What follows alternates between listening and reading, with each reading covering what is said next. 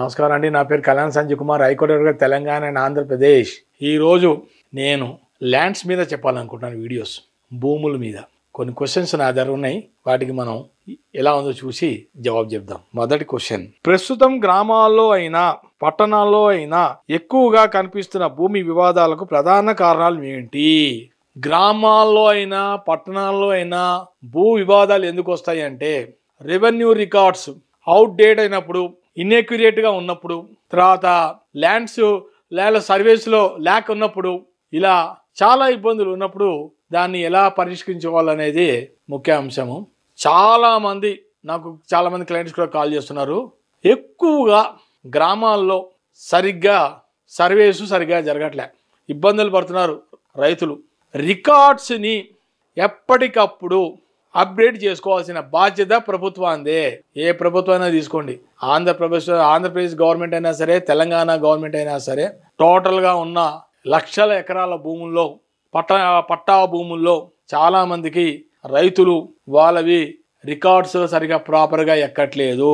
Revenue రికార్డ్స్లో ప్రాపర్గా ఎక్కాల్సిన బాధ్యత, వాళ్ళు చేయవలసిన బాధ్యత అంతా కూడా ఇక్కడ తెలంగాణలో అయితే మండల్ రెవెన్యూ ఆఫీసర్, ఆంధ్రాలో కూడా ఎంఆర్ఓ మీద పడింది. ఆంధ్రాలో అయితే కొంచెం పైన ఇంకో అధికారి అయినా కలెక్టర్ దాకా ఉంది అక్కడ రెస్పాన్సిబిలిటీ. అసలు ఏది కూడా రికార్డ్స్ అవ్వట్లేదు. రికార్డ్స్ రెవెన్యూ రికార్డ్స్ అవుట్డేటెడే చూపిస్తుంది, అప్డేటెడ్ అవ్వట్లే. రికార్డ్స్ ఎప్పటికప్పుడు రెవెన్యూ రికార్డ్స్ ఎక్కిట్లే. ధరణి పోర్టల్లో కూడా ప్రజలు చాలామంది సమస్యలతో బాధపడ్డారు. సుమారుగా 6-7 లక్షల మందికి సరైన రికార్డ్స్లో ఎక్కక చాలా బాధలు పడ్డారు. ఇప్పుడు తెలంగాణలో భూభారత్ వచ్చిన తర్వాత దాన్ని మెల్లగా సెటరైట్ చేస్తున్నారు. ఎక్కడైతే జనానికి రికార్డ్స్ లో వాళ్ళది కరెక్ట్ భూమి ఎంత అయితే అంతే రికార్డులో ఎక్కాలి, రెవెన్యూ రికార్డ్స్ లో ఎక్కాలి, పాహనీస్ లో ఉండాలి, మ్యూటేషన్ సరిగా చేసుకోవాలి, అన్ని ప్రాపర్ గా ఉండి సర్వే నెంబర్ కూడా కరెక్ట్ గా ఉంది, అది కూడా రెవెన్యూ భూభారత్ రికార్డ్స్ లో ఎక్కించుకోవాలి. ఇవన్నీ చాలా ఉన్నాయి చెప్పాలంటే.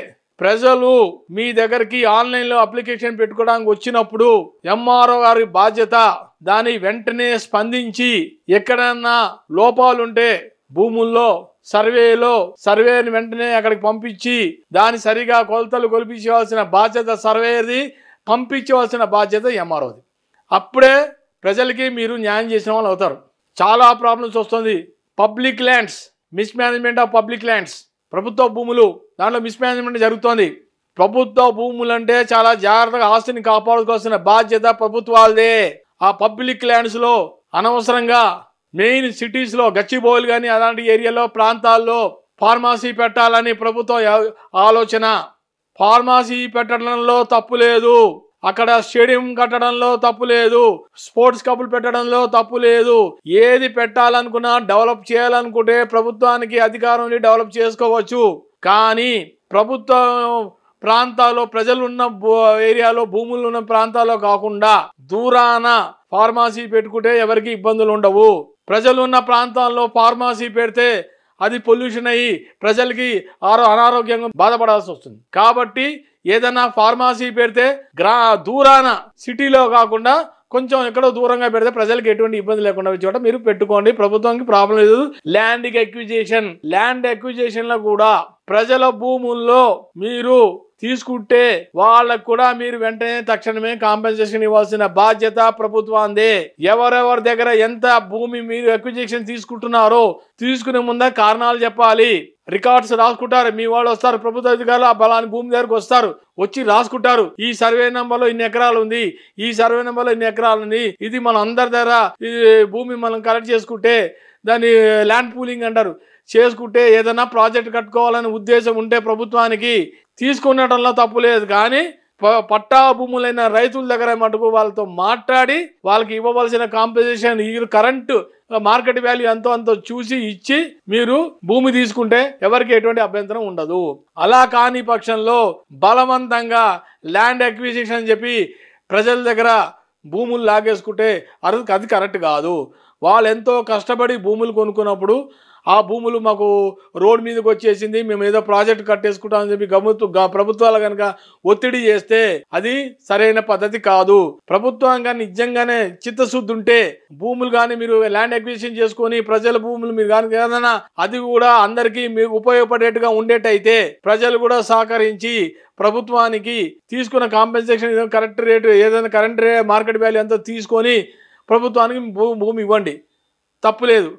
కానీ ప్రభుత్వాలు కూడా ల్యాండ్ అక్విజిషన్ చెప్పి ప్రజల దగ్గర భూములు తీసుకున్నప్పుడు మటుకు వారికి సరైన న్యాయం చేయమని కోరుకుంటున్నా. ఇది గ్రామాల్లో, అర్బన్ ఏరియాలో, రూరల్ ఏరియాలో చాలా సమస్యలు ఇక్కడే వస్తున్నాయి, గ్రామాల్లోనే ఎక్కువ వస్తున్నాయి. ఎందుకు వస్తున్నాయి అంటే ఇన్ఎక్యురేట్, సరైన పద్ధతిగా లేకపోవడం, అక్యురసీ లేదు, ప్రాపర్గా లేదు, అది అవుట్డేటెడ్. ఎక్కడైనా అప్డేటెడ్ అన్నీ అవుట్డేటెడే.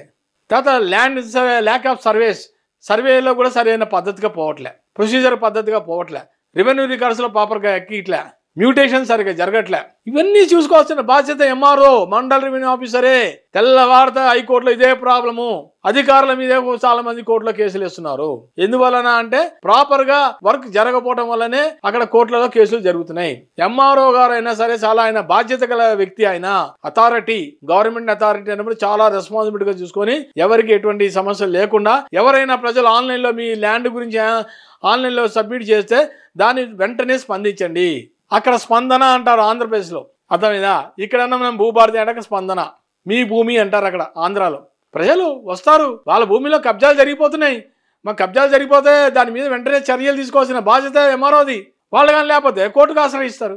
కోర్టుకు ఆశ్రయించినప్పుడు మీరు కానీ చర్యలు తీసుకోవద్దా, మీ మీద కూడా హైకోర్టులో మీ మీద కూడా వస్తుంది, మిమ్మల్ని పెడతారు, పార్టీ చేస్తారు, మిమ్మల్ని చేస్తారు, ఎంఆర్ఓని చేస్తారు, ఆర్డీఓని చేస్తారు, అవసరమైతే కలెక్టర్ని చేస్తారు, సర్వేని చేస్తారు, ఎవడైతే కబ్జా చేశాడో తన్ని చేస్తారు. అవసరమా ఇవన్నీ కూడా? కబ్జా చేసే వాళ్ళు కూడా జాగ్రత్త చెప్తున్నా, కబ్జా చేస్తే సరిపోదు, ఆ భూమి మీదేమి ప్రూవ్ చేసుకోవాలి కోర్టులో, లేకపోతే మీరు అనవసరం కోర్టు ఫీజు కట్టినా వేస్ట్. నేను ఎంతమంది కూడా చెప్పా యూట్యూబ్లో. సో గ్రామాల్లో అయినా సరే, అర్బన్ ఏరియాస్లో అయినా సరే, రూరల్ ఏరియాస్లో జరిగే ప్రాబ్లమ్స్ ఇవే. ఎవరి రికార్డ్స్ కూడా అప్డేట్ అవ్వట్లేదు, సరిగ్గా అక్యురేట్గా పనిచేయట్లేదు, సర్వేస్లో కూడా చాలా ఇబ్బందులు వస్తున్నాయి, సరిగ్గా ఎవరు సర్వేలు కూడా సరిగ్గా చేయట్లేదు. ఇవన్నీ చూసుకోవాల్సిన బాధ్యత ప్రభుత్వాందే.